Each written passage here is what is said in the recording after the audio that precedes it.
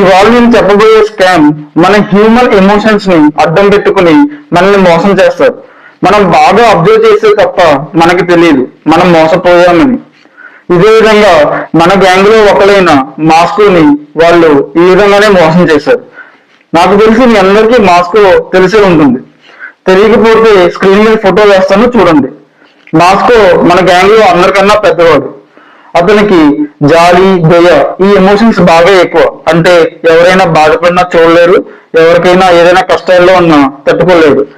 ఈ emotions use చేసుకునే scammers అతన్ని స్కామ్ చేశారు.